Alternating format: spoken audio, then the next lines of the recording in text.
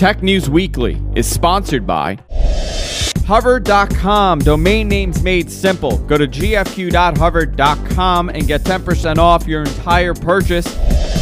And by Stitcher Radio. Listen on the go via the Stitcher mobile app. For more information, go to stitcher.com/GFQ. Starting Tech News Weekly in 3, 2, 1.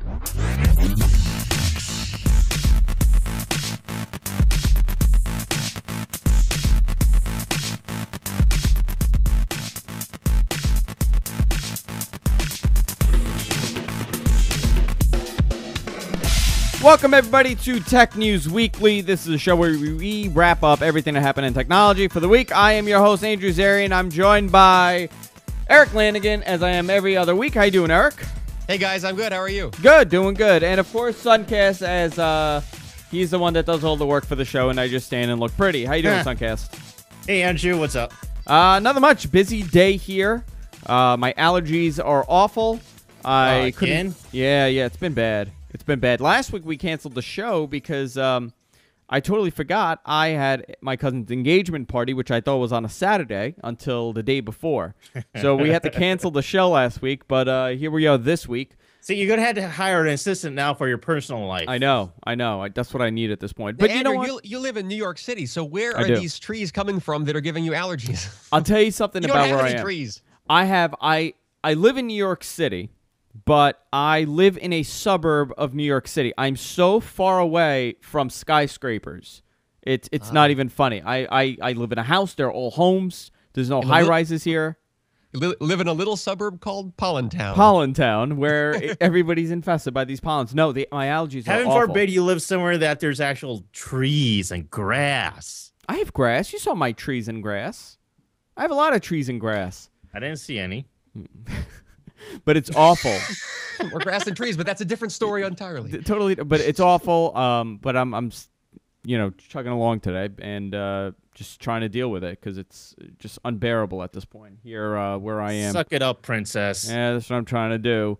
But last week we weren't on, but it was a very slow tech week last week.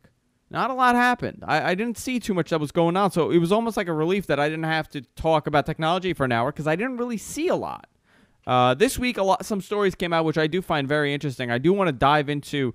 I found this, and Eric found this very interesting. I'm sure Suncast finds it interesting. Best Buy is starting to close a lot of their stores. They're planning on closing, I believe, 50 big box U.S. retail stores by 2013, and they're planning on opening 100 mobile standalone outlets, so tiny little stores they're planning on doing.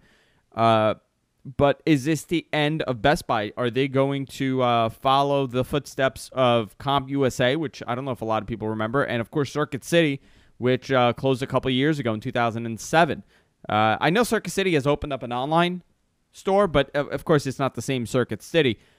Are they following in the same footsteps, and why are these big box retailers going away? I'll start off with Eric on this one, and I'll go to Suncast. Eric, what do you think is going on? Do you shop at Best Buy? Because I cannot remember the last time I bought something at Best Buy.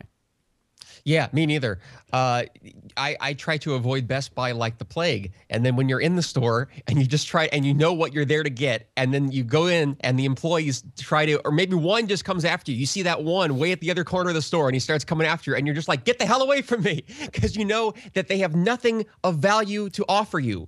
And you know that their product is probably more expensive than you could get it on Amazon, or they're playing some silly rebate or 1 week sale kind of game that makes it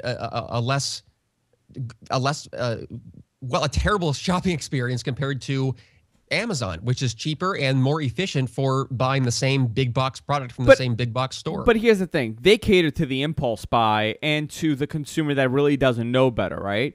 As far as their computers go. But as far as televisions go, are they competitive? I'm not too sure. I've only bought my TVs from, like a big box retailer. I've never ordered it on like Amazon or anything. Are they competitive when it comes to the televisions, or are they as expensive as everybody else? As everything else in the store, I should say.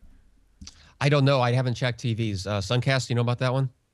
I recently bought a TV about a month or two ago, And during my research, looking at online prices and whatnot and looking for deals, I don't think I ever saw anything on Best Buy as far as deals go. So I was seeing deals for like Target, Walmart, Sam's Club, Costco, those type of places. I didn't really see anything about Best Buy for TVs.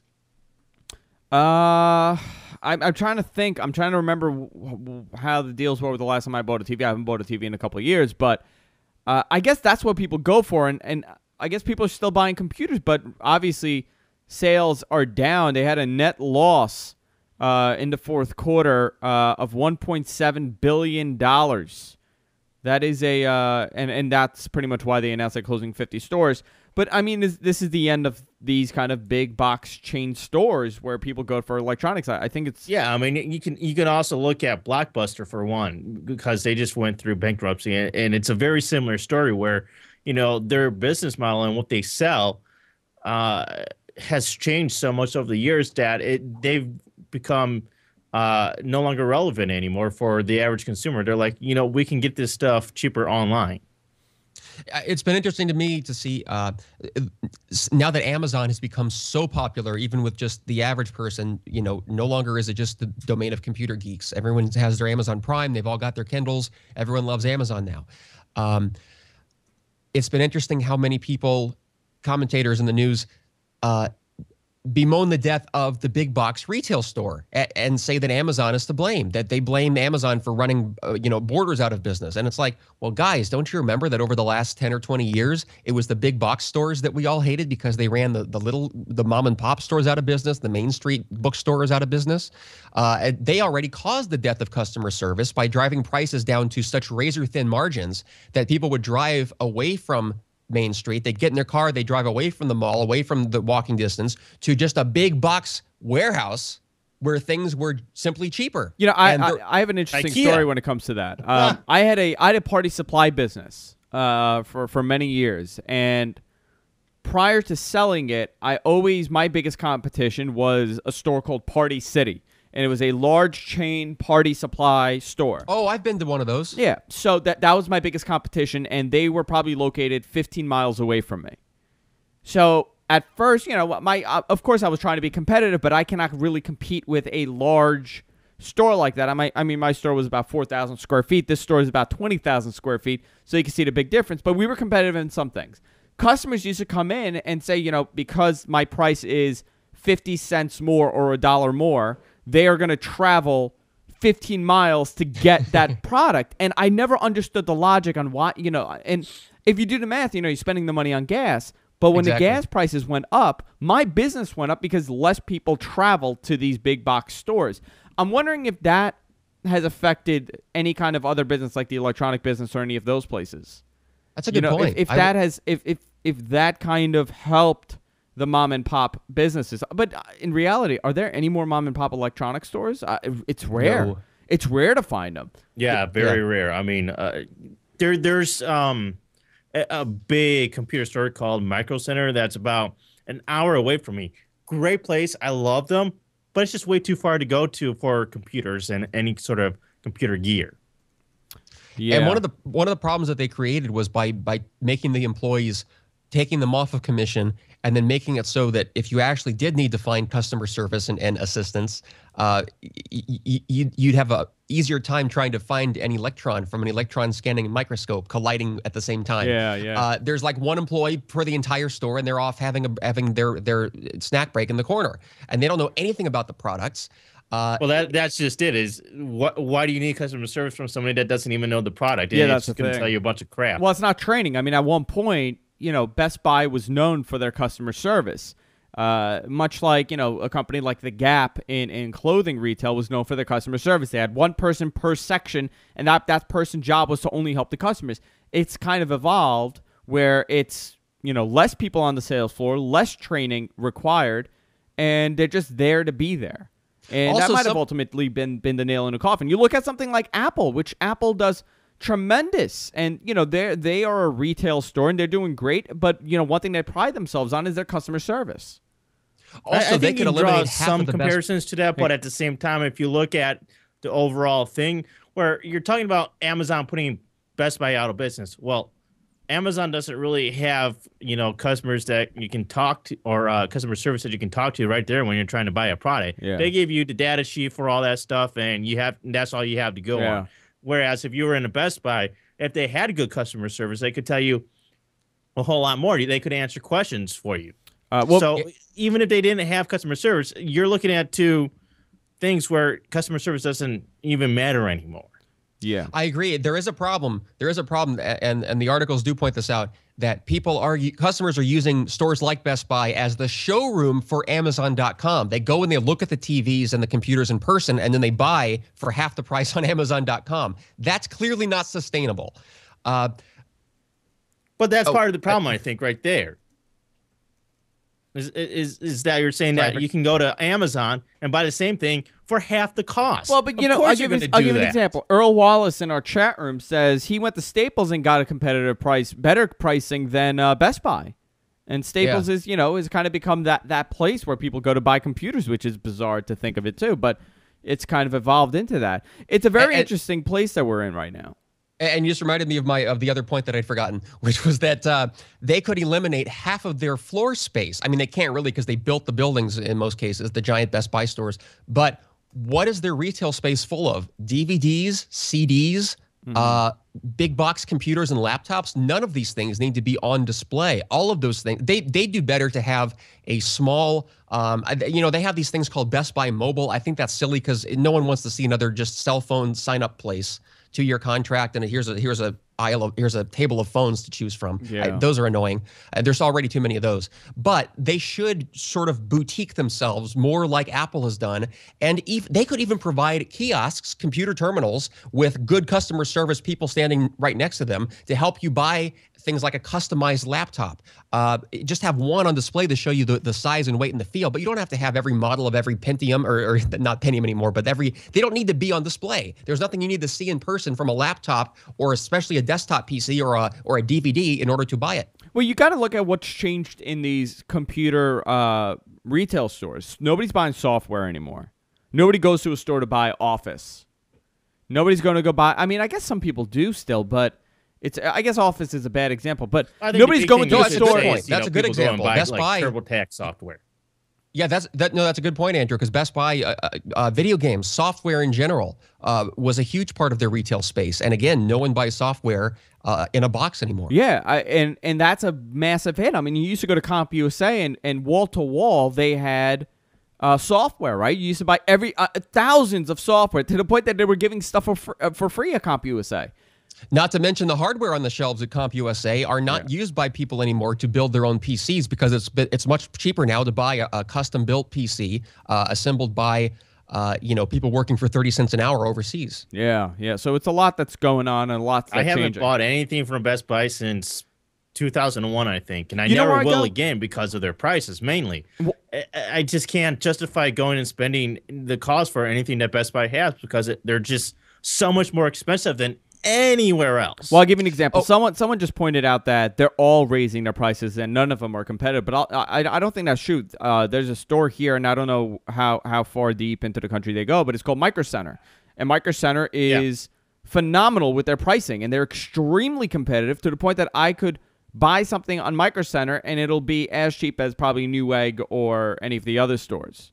Yeah. Best Buy needs to stop playing the retail game that people have played. It worked in the old days where you had to drive to a store. It doesn't work on the internet with instant price checking on Amazon. And that game is how every other week a different brand of product is on sale. You see this at grocery stores still, and like Walgreens, CVS. And I remember I used to see it with hard drives and DVD and CDRs when I used to buy those things from a physical store. How every week one brand would be on sale, but then your favorite brand the next week wouldn't be on sale. It'd be a different one. Then the next week Sony, then iMation, then Verbatim, and it would just cycle along, so that if they had just averaged the price and gave you the consistent price the whole time with less haggling or bargaining or trying to sniff out the deals or use a coupon, that's better. The consumers like that better as a buying experience. And Amazon gives that to them. Yeah, you're absolutely right on that. The next story I want to go into, Suncast, you're going to lead it off. It's your favorite company in the world, RIM. RIM is starting to lay off people, and actually more people since the story broke. Jim Basilis, the former CEO, co-CEO, has resigned and off the board. Yeah, because it was announced that when the new CEO, Thorsten Heinz, took over, that Jim was going to remain on the board and just, give his input every now and then. And David, And- too. yeah. The CTO has retired. Yeah, there was a couple of guys that have now been fired or let go. It was leaked last week when they had their earning conference call. There was like some rumblings like, oh, yeah, some people got fired. Some executives were let go, and they're doing some new stuff, which I think is great. This is some stuff that needs to be done because everybody says that RIM is a top-heavy company and that they need to restructure their management. And I think this is very good. The farther away that Jim can get away from RIM, I think the better. I don't necessarily know if this new guy, Heinz, is going to be able to bring RIM back to where it was. Now, Heinz was an an engineer, correct? I don't remember off the top of my head. I know he's only been with the company since about 2007. Yeah, I don't think he was a numbers guy. I think he was an engineer. So, but he did kind of side with Jim on the 10-year plan and their growth and the continuation of what they're doing. But I guess things are changing because this company, every quarter that they fall behind is another nail in the coffin for them. This is a company that has fallen so behind what the iPhone is doing and what Android is doing, where it's almost like they're not competitive anymore, and they're hanging on to this tiny group of enterprise that is still relying on RIM for their service. Have they stated? Have they stated that what their goal? How far deep are they with BlackBerry 10? They haven't. They say that it's going to be ready for, basically third, fourth quarter of this year. That's what they're aiming for. Then again, we don't know if that's true or not, because if you look at the playbook in OS 2.0, that was delayed so many times I even lost count. And also, they were supposed to release the BlackBerry 10 about, I think, this month originally, right? Their goal was the second quarter of 2012, and they've fallen behind. That's part of the problem is that they're just not able to make any changes quickly whatsoever to adapt to what's changing in today's market. And because of that, they're falling even further behind. They've stuck to this plan, and because it's taking them so long to execute this plan, they're being screwed. But do you think that their poor execution of this is the fear that a massive change will hurt the company? This leap into the next operating system will hurt the company? I don't see how. I mean, at this point, I don't see how anything could hurt the company. If you think about it, the stuff that they're talking about doing with BlackBerry 10, they really should have been doing about 2-3 years ago. They're consistently about 3 years behind everybody else in terms of technology. The stuff that they've been putting out for the last 3 years, I just think is just iterations on what they've done in the past 5 years, which I don't understand. You're just continually doing new iterations, tweaks here and there, to products that you've had for the past 5 years. So that why would you be surprised that they're doing such a horrible job and failing compared to everything else out there? Even if they do have the enterprise. Enterprise is great. They just came out this week saying that in large part, government agencies still use BlackBerry because they are still but the most the government, secure but the government is always slow to incorporate new technology. Also, Mike, I wonder why. Why, as fiercely competitive and as fast to innovate as Microsoft, Apple, and Google are with their mobile operating systems, why is RIM still better at anything compared to those guys? Why haven't they just put it? Why isn't Microsoft, at least, the way that they're known for? Well, assign a software team to it and say, beat RIM on these core features. Yeah.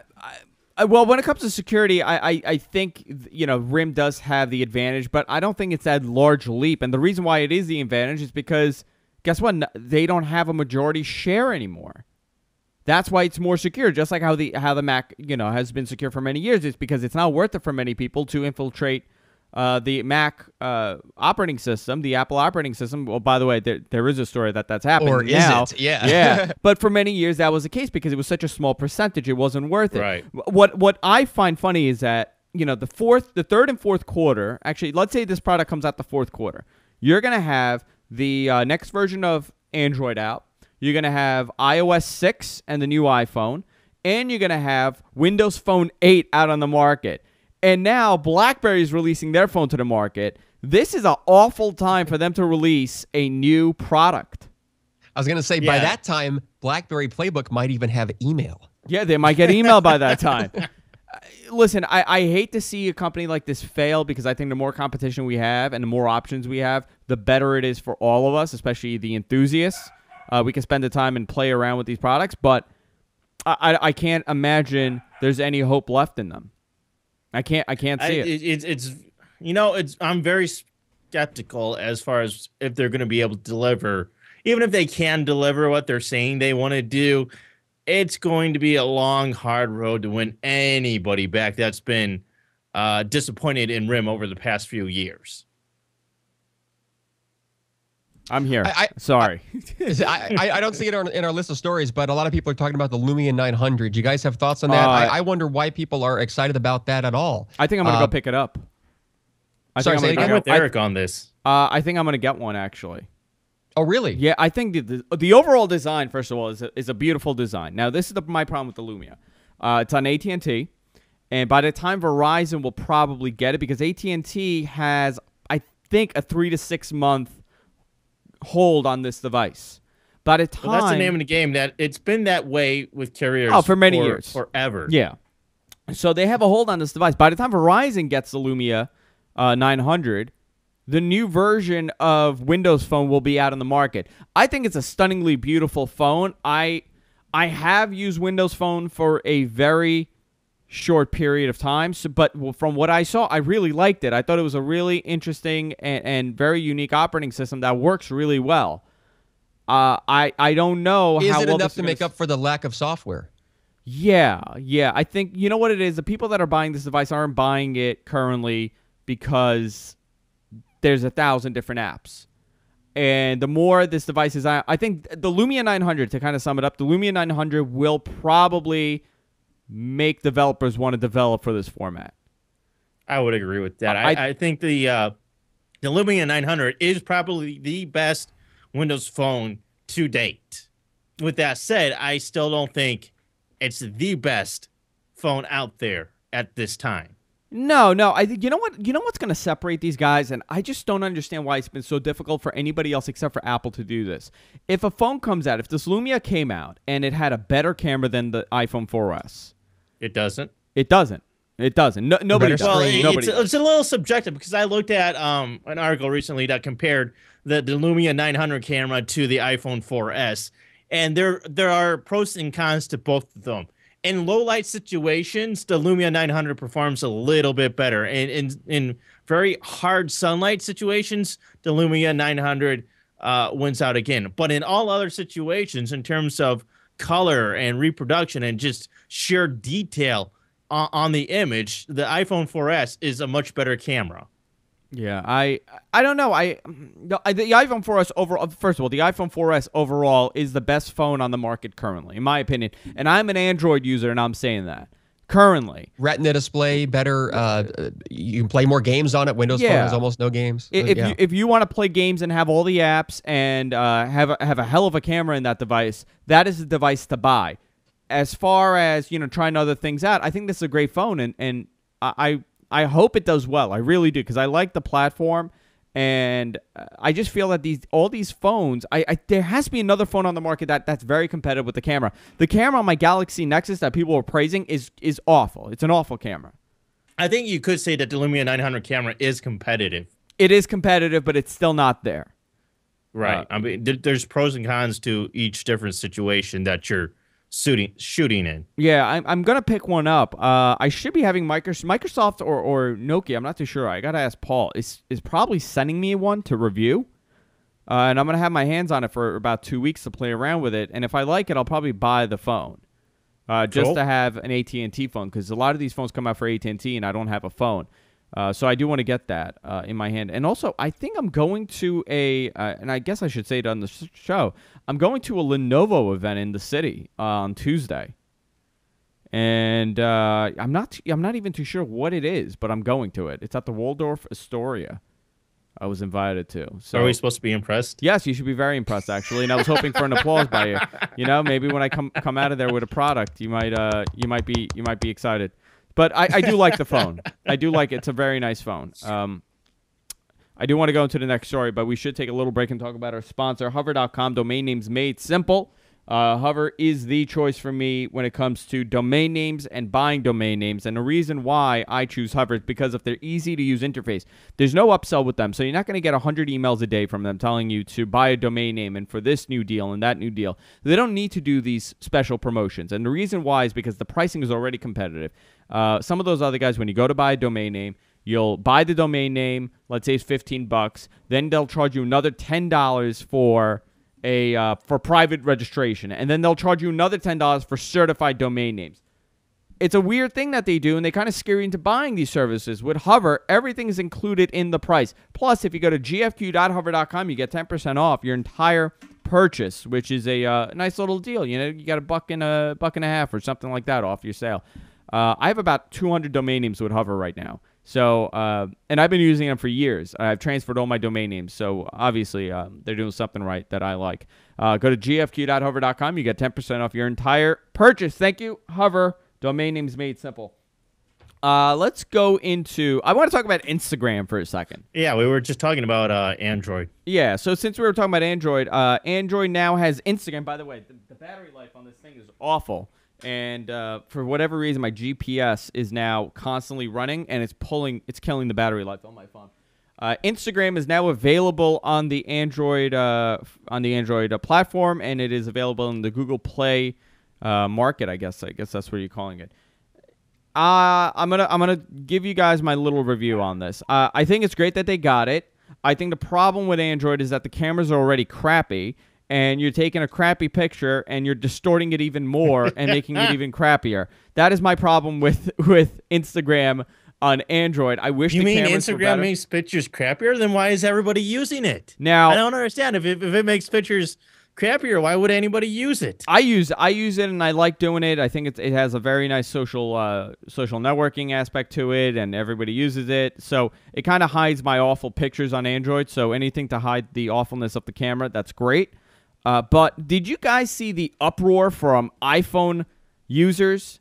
How they were so upset that Instagram now is available on Android, and it was like this elitist move by some of these people tweeting that they're no longer using Instagram because Android users are allowed. Wow, that's racist. It's all well. And when I looked, actually, it was a lot of young people, maybe early 20s, 10-year-olds, yeah, and 16, 17, 18-year-olds. But it's a very interesting elitist move by iPhone, that whole mentality where Android, some guy wrote, he goes, people who use Android can't afford a good phone like the iPhone. And I was thinking, I'm like, Android is fairly expensive. I mean, it's not cheap.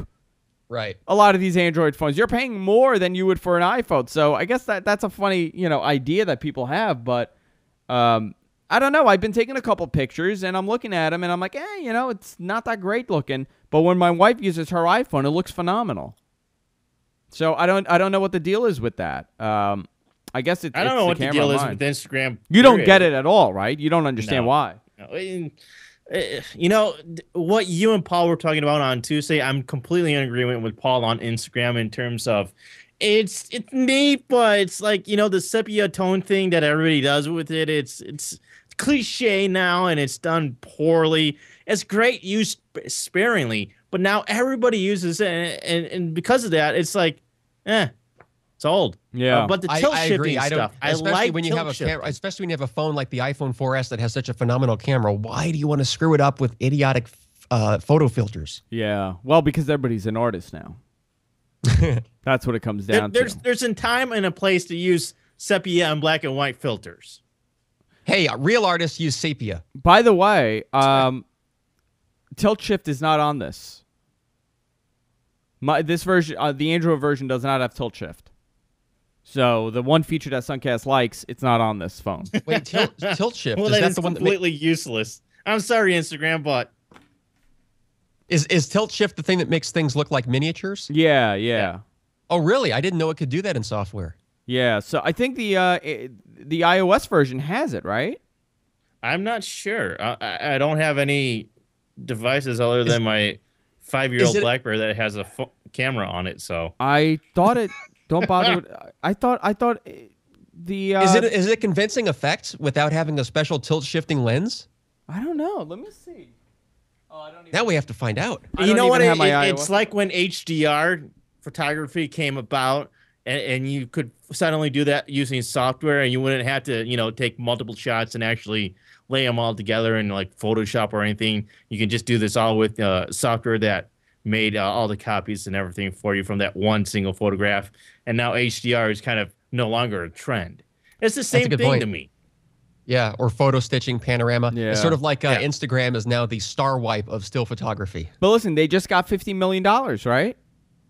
They just got a Good $50 for million them. I guess. Hang on, let me go to the news actually, because my story just shut down for whatever reason. I can't even open it. Instagram just got $50 million, and they've grabbed 1 million downloads on their first day on Android. A lot of people were waiting for this, so I'm glad. Listen, I'm glad to see that these software companies are developing for both platforms. I just found it interesting that they waited so long to release it. I would agree with that. I definitely think that popular software like Instagram should be available on the more popular platforms, not just iOS. I'm against these elitists that think that it should only be iPhone. I think it should be on any popular platform. iPhone, iOS, iPod Touch, the iPad, your Android, your Windows Phone. They should all have basically restrict the it at all? same Why not make sorts it a of web app? applications. Yeah. Why not? Well, yeah. Why not make it a web app? But that'll never happen. You don't think? No, I think it's a numbers game. They want the download numbers. They want to brag about how many download numbers they have. I think that's what it comes down to with these companies. Everybody's bragging about their downloads. More than 600,000 Macs infected with a Flashback botnet. We were talking about how the OS X platform is so secure and Apple's are so secure, and that's why a lot of people buy Macs. Well, that day's changing because more and more people are buying this product. The Flashback Trojan, it's a new malware designed to steal personal information by disguising itself as a mainstream browser plugin. What browser plugin is it hiding itself as? Flash. Oh, is that what it Adobe is? Flash, I think. I thought it was Java for whatever reason. No, I guess well, it's it exploits both. a Java exploit, but it Okay. masquerades as the official Flash installer. Yes. Yesterday, Russia's antivirus company, Dr. Web, said an estimated 600,000 Macs are now infected. As a result, users unknowingly installed the software. How did they? I'm curious on what they did. They went to like a fake Flash site and installed it. Is that how it worked? I think it's any website that's infected with it can masquerade as that Adobe Flash plugin. Say, oh, well, you need to update to the latest version. So what it does, it'll grab password information from all types of software, including web browsers and other applications like Skype. So a lot of these softwares, they're not safe from this. Users typically mistaken it for a legitimate browser plugin while visiting a malicious website. At that point, the software installs a code designed to gather personal information and sends it back to remote servers. A lot of people are If I infected by this. remember the part of the story correctly, part of this is exacerbated by the fact that I believe that Adobe hasn't updated Flash on the Mac in some time. So people thought, oh, well, it's about time for an update. Yeah. And before too many Apple apologists say, well, this just shows you that Flash and third-party plugins in general are a bad thing to make people download. Let's just stick with what comes natively in our web browsers, HTML5, etc. Before you say that, the Java, I think it was Java, not JavaScript, the Java exploit that this exploited, the vulnerability that's exploited is because it was doable because Apple does not just release the official Java client. They insist on rewriting it themselves. So Oracle, who runs and maintains Java, had actually patched and updated this flaw, and Apple's version hadn't. So Mac users were vulnerable, but users on Windows and I presume Linux were not. How are they Right. removing the virus? How can you remove the Trojan? Have they stated how to do it? Yeah, it's a security firm. F-Secure has also posted a similar Flashback removal walkthrough. Just format and start over. That's my advice. you can check by typing in a few commands into your terminal prompt, I believe. Yeah, well, let me see what it says you could do. Does it say what you could search? What's the command? It sounds Oh, I like they didn't don't put that really. in It the sounds notes like because much it is was all not really technical known stuff. about this yet because they didn't really know what exactly it steals from us anyway. the Listen, information. I think it's a different world. You know, we regardless of what platform you're using, you have to be aware of what you're clicking on. And I think the consumer has to learn that they can't click on everything, and they have to be aware of what's happening. Well, I can't click on everything. No, What do you mean? Like, I'll give you an It example. said it said it was an update. I was walking someone through to do an update on a piece of software, and I told them, go to this website, and rather than going to the website, they just put the name in Google, and they clicked on the first, I guess, Google search, Ooh. and it wasn't a legitimate site. It was it installed like 1,000 pieces of software. You know what it says, like download here, and it's not supposed to be really download there, and it downloads like 15 other things into the computer. That's what happened. And Your I had to computer spend is 3 hours. infected. You should go to our website and fix it. Yeah, and I spent about 15 hours trying to clean up the mess that they made. But a lot of people don't understand. Like, even though, let's say it'll say Apple software update in Google, that's not legitimate. It might not be legitimate unless it's coming from Apple's website, and Apple will not send you to a website to do a software update. Well, to be fair, though, everybody says, if you want to make sure that you're always secure, make sure you have the latest software installed. And that's part of the problem is that, well, it's an update. So updates are good for you, right? Yeah, actually, the software that they had was Skype. I was trying to get them to update this Skype, and they just clicked on whatever came up when they put in Skype. I don't even know what it was. I'm actually going to look right now to see what they did. I don't even know because when I put in Skype, Skype comes up. So I guess I shouldn't have my web browser set to automatically install all exes. All exes. That. All everything. Install all. So I guess you want to pick. Actually, Eric, you want to pick a story? Oh, I don't know. How about Project Glass? Yeah, go into Yes. Okay, you want me to introduce it? Yeah, Okay, so introduce it. this is eyewear, Google Eyewear, that superimposes maps, video calls, all kinds of things that you would normally use your Android phone to do, but superimposes it through some kind of projection. It's not actual glass, but it like projects onto your eye. There's also a camera. It's Google's augmented reality headset, sleek, small, like Oakley eyewear. I think this is just a tool to sell context-aware and location-aware ads. I don't really think there's an actual consumer use for this. What do you guys think? I find it very interesting that this is actually a real thing. At first, when I first read this, I thought it was actually a April Fool's story that came out a little too late. But Google's definitely not going to be selling glasses, in my opinion. I think this is just some project that they're working on. Big break. I'm looking at a John Dvorak. Well, they did say story here. that Larry Page was even trying it out himself. So Yeah. So what does it do? It kind of like it projects video in front of you. that's basically what it does. It's kind of like a heads-up display kind of thing where you imagine you got your cell phone or whatever connected device you have. If you get a notification, it'll pop up and it'll look like you're just looking in space, and it'll pop up on your eyeball or whatever it is. You know what was interesting? I was Send actually you to Best Buy. yeah, send you to bestbuy.com. I was actually Click reading here an for article. Viagra.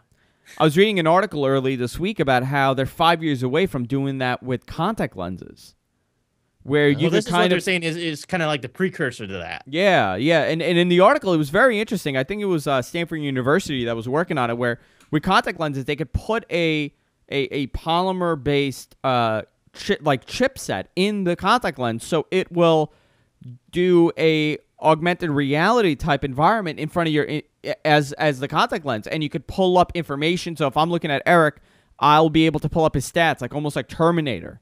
Well, that'll be great once say. somebody Yeah. learns how to hack that and show everybody porn. Yeah, well, that's probably what'll happen, and I'm hoping for that. Actually, you know what? The guy that was on the subway with me would have enjoyed that contact lens, really, because he wouldn't have to read it on his phone, watch it on his phone, I should say. So, yeah, this is it's an interesting thing, but I can't imagine people want to walk around with like this thing in front of their eye. But also, is there really a broad use that goes beyond hobbyists and geeks like us who want to play with augmented reality? Is there really a future in the way that we know it today of just kind of overlaying low resolution graphics on top of things? I don't know. You think there is or there isn't? No, I don't think there is. I think this is an experiment to monetize your daily walk down the street of selling you ads and deals and look at this, look at that. Yeah, I guess. Well, Google's whole, Google makes their money from ads, so ad revenue. Right. So whatever they could do to kind of keep that. There were on the train, they have a bunch of Google ads all over the train now. Just posters for Google telling you, it says Google, and then it tells you like to secure your passwords. And it's all over the subways, all over the train. It's just Google all over the place.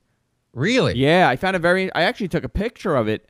It's pretty much telling you to kind of password protect everything you do. And the other one is about not really saying everything you want to say on social networks because you don't know who's watching. It's kind of like these information pieces, informative pieces for PSAs. people. Yeah, it's almost like a PSA for protecting yourself online. Wow, I've never seen that before. Yeah, I found it actually interesting. I was reading, I'm like, that's funny. Google's taking up ads on the subway for nothing. The next PlayStation to lock users out, reports are saying, they're saying that with the PlayStation 4, you are not going to be able to play used games or actually share games. We heard the story come out early fall about the Xbox, the next generation Xbox, and now we're seeing it come out for the PlayStation. I don't know if there's any truth to this, but if there is, then both are going to kind of go into this different way of content where you cannot play used material, which I think is a big... This to me sounds a lot like DRM all over again. The early days of DRM where, you have to get this license from our server from us, and you can only play this if you can validate with our server. So if our server isn't online, you can't play it. Yeah, this is totally wrong, actually. I don't agree with this at all because there's a huge used game market out there. And who's to say... it's going to kill it if they actually do that. And who's to say that you're my friend and you want to buy a game and, or if I played the game and I didn't like it, I can't give it to you. Well, here's the thing. Taking a long-term view of this, and as we talked about with Best Buy and how no one buys computer software anymore, this is going the way of the 5 megabyte download too. I'm holding up a Call of Duty disc. I just realized we're also on audio-only broadcasting. This is a video game I'm holding up. Right now, there is a resale market, but that won't last past the lifetime of physical media. I think we will end up with some kind of digital rights management. I think long-term, in the indefinite future, we will have books, movies, copyrighted materials that are linked to us, but these guys, the content producers, the copyright holders, have to meet us halfway. If they're going to lock something to us and us only in our name, and we can't transfer it or sell it to somebody, they've got to make it cheaper for one, because you can't resell it. There's no possibility of a resale. You also have to be able to return it if you don't like it. If you buy a $60 game and 10 minutes into it, you realize you hate it, you should have the right to return it. They shouldn't say you can't because you may have copied it or sold it to somebody. All those things, again, they need to meet us halfway on that. That's very much like the whole ebook lending issue that we just went through where, you can have ebooks, but nobody else can have the ebook that you have. You can't lend it to anybody. Whereas if you actually bought the physical book, you can say, here you go, my friend. You can see this book. You can read it. Give it back to me whenever. But if it was an ebook, because they said, oh, you can't share this with anybody, they have to buy it too. I'll tell you, my wife read The Hunger Games, and at her job, everybody was borrowing everybody's books. So it was like two people that had it, and they were lending it out to everybody, and everybody read it. And guess what? She went and bought the second one because she read the first one. She would never have bought the book if she didn't, have it lent to her. Exactly. And these guys, whether it's books, movies, music, video games, they just will not acknowledge that half the stuff, historically, way before digital and the ability to make infinite copies with our home computers, way before that, we were exposed to new authors, exposed to new vinyl albums and LPs by trying them out. Your friends loaned them to you. You read a book. You gave it to your friends, your family. Yeah. You said, here, try this. Half the books we read, we didn't pay for. Half the music we've listened to, we heard on the radio or for free. So these people shouldn't just consider us pirates and thieves for trying to do the same thing in the digital way. Yeah. It's awful what they're doing, and the way that even pirated software, I do not believe has this tremendous impact that the MPAA and the RIAA are claiming it has on the record labels. And if anything, it does encourage many people to go and buy the music, and it does introduce people to new music. Why do you think that iTunes and Amazon offers 90-second song previews before you buy? Yeah. Of course, people want to hear what they're going to get before they buy. Because if they don't like it, they're not going to buy it. Listen, you know how they many don't want to buy times something they're not going to like. I'll give you an example. You know how many times I've downloaded something. I mean, in the Napster days, I'll give you an example. In the Napster days, I would have never been introduced to half the bands that I like now. And I'll give you one example. Incubus, for example. I heard an Incubus song. I'm going back 11, 12 years. I heard an Incubus song, 13 years. I heard an Incubus song on Napster. Guess what I did? I bought every single Incubus album since then. I would have never been a fan of their music if it wasn't for a pirated record. Yeah. The thing about art and entertainment industries is that they know that 99% of their product will not interest you because everyone has such specific tastes. So to pretend that you have to buy a $20 or even a $13 CD before you've even heard it for the first time, they know that statistically you'll probably hate it. So you have to try before you buy, and they don't let us do that. Someone in our chat room posted a very interesting link. It's to the numbers behind the copyright math. It's a TED blog. Oh, I've seen that. That's actually great. Yeah, that's a great little TED talk. It's very short, and the guy, it's very funny. He makes the point that according to the statistics of, I don't know whether it's the MPAA or the RIAA, the copyright guys, they said that they've actually lost more jobs than there ever were in the industry. That we actually have negative jobs. Yeah, very interesting. One more story before we go into the news. Google Drive due soon, probably April. So this month we should probably be seeing the unveiling of this mysterious and long-awaited Google Drive. But to me, it's not very interesting because Google Drive is going to be giving away 5 gigs, apparently. 1 to 5 gigabytes. 1 to 5 gigs. Dropbox starts off at 2 for free. Box offers 5 gigs or as much as 50 gigs. When they had a promotional mobile device Box is horrible though. G Drive, are people? Does this interest you as much as it did maybe 3, 4, 5 years ago? Nope.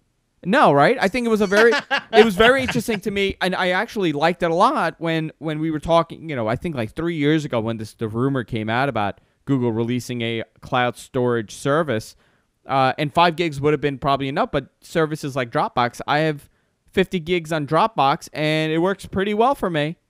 And I really don't need another one. Apple has introduced their iCloud service, which users get 5 gigs for free.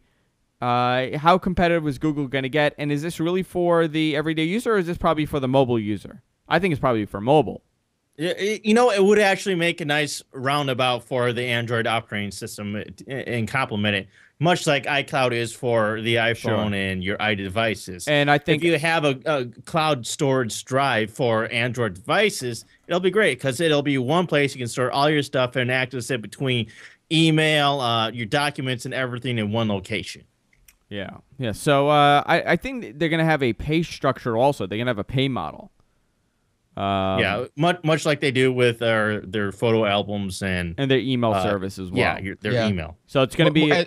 Go ahead. And more than for mobile, I think it's probably for the ultimate move towards cloud computing. Although we currently have 3 terabyte hard disks that we can buy in bulk, so a 1 gigabyte or 5 gigabytes needs to get a lot bigger before we can start talking about cloud computing as a replacement. Yeah. Well, that's my whole argument against going to the cloud is that with all the stuff that I have, I don't necessarily want to be forced to choose what I can and can't store on the cloud. I'd rather just buy another terabyte drive and store whatever it is that I want to store. Right. Very interesting stuff. Suncast, it is that time again, that time of the week where we discuss our picks of the week. Suncast, you are going first this week.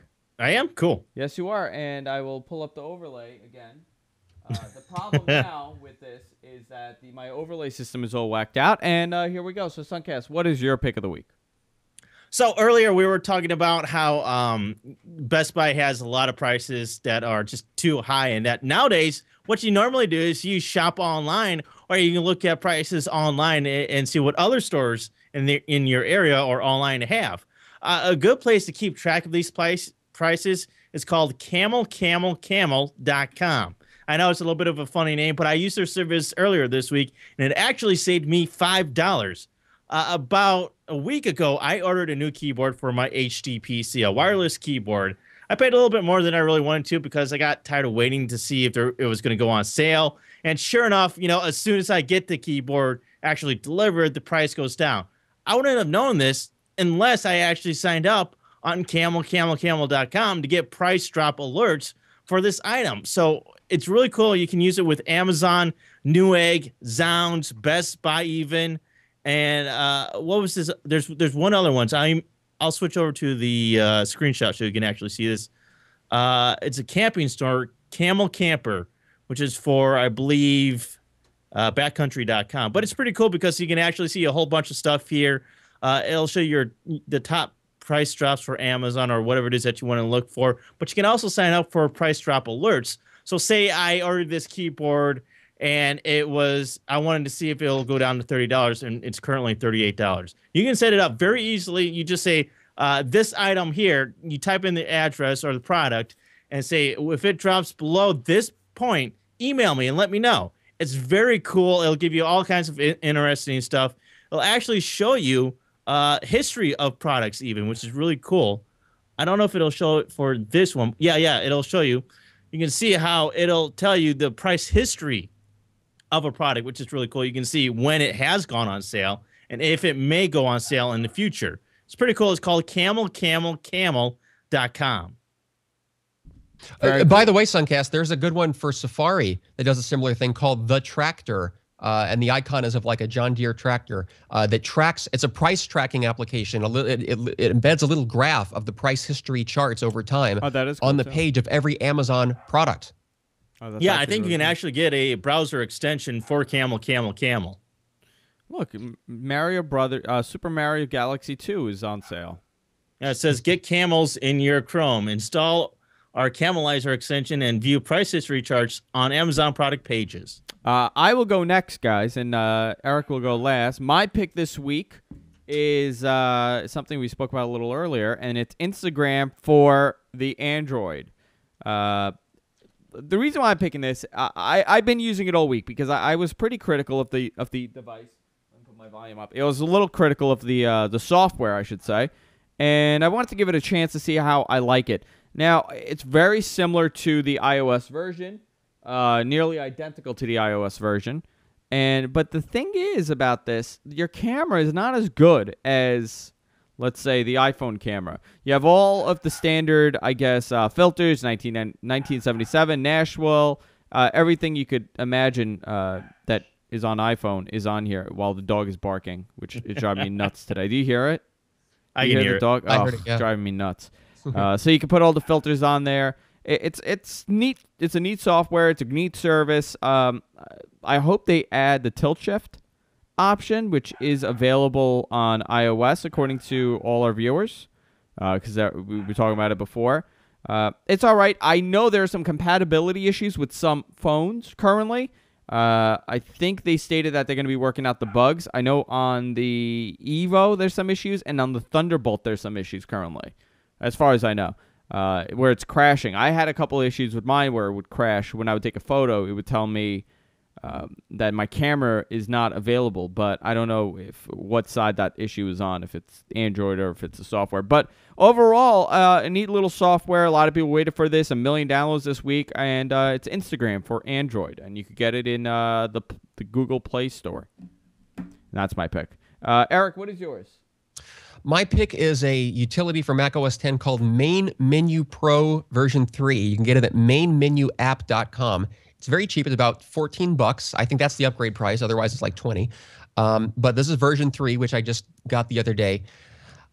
You guys have probably heard, well, Windows users for years have had, I think it's called Tinker Tool, right? Isn't that the name of that? It gives you sort of command line tools, but with a GUI that you can go in and change Windows, little core subsystem stuff that only pro users would want to tinker around with. There have been these things have existed for Mac OS 10 since its beginning. Tinker Tool is a popular one. Onyx has been around for a long time. What Main Menu Pro does differently is it takes those Unix command line tools like rebuild the Spotlight index, perform the daily, weekly, or monthly maintenance scripts, empty your DNS cache, this kind of thing, and puts it in your menu bar. So it's a one-click access. And the screenshot you're showing, that they added that in this new version. It's like a little overlay. I actually am not a fan of the overlay. I like having these things right up there in the menu. You can clean user cache, clean desktop cache, browser cache. Again, daily, weekly, monthly maintenance. You can free memory. That's a new one. That's why I ended up getting this version 3. Although it doesn't always work. But if you have Safari is notorious, a lot of programs will sit and just gobble up RAM in the background, and then even when you quit the app, it won't get rid of that. It won't reallocate the RAM until you restart. So this free memory command, I think, could be very useful for that. You can force empty the trash. You can restart Wi-Fi, relaunch Finder, relaunch Dock, relaunch System menu bar. Redo network cache, change the format of your screenshots. You get the idea. These are maintenance scripts. There are some cool things to do. Some of those you should not run before you know what they do, because they provide no documentation and no warnings. So get your documentation elsewhere before you start going down some of those cache cleaning script paths. But if you're a pro user and you know what you're doing, mainmenuapp.com, this can be a very valuable tool. Very, very cool. Actually, I have something very similar to that, and I'll do next week, actually. It's a cool application that I've been using. Very cool. Very nice pick, Eric. Once again, if you miss any portion of this show, you can check it out on our website at gfqnetwork.com. For all things Eric Lanigan, go to ericlanigan.com and follow him on Twitter at Eric Lanigan, at Suncast on Twitter. Also, check out Suncast's website, Amadeus. How do you spell it? AMADAIS.com. And what are you doing, Amadeus? It's a little blog about people on YouTube, artists on YouTube that do cover songs. I just posted one not too long ago about a popular song called Call Me Maybe. And it's a really good version that I like because they added a little rap version to it, which is really cool and different from the original version. So definitely check that out at Amadeus.com, AMADAIS.com. Also, if I do want to promote a new project that I have been working on along with Spencer Coburn, it is called the International Association of Internet Broadcasters. It is the centralized hub for all things internet broadcasting. If you go to ibroadcastnetwork.org, if you are a podcaster, a broadcaster, you could sign up there. And we have a great forum for anybody that is just starting out in internet broadcasting. You could go there, talk to the community, make posts, whatever you want to do. It's ibroadcastnetwork.org, and you can follow us on Twitter at IIBnetwork on Twitter. Until next time, see you all next week. Good night, everybody.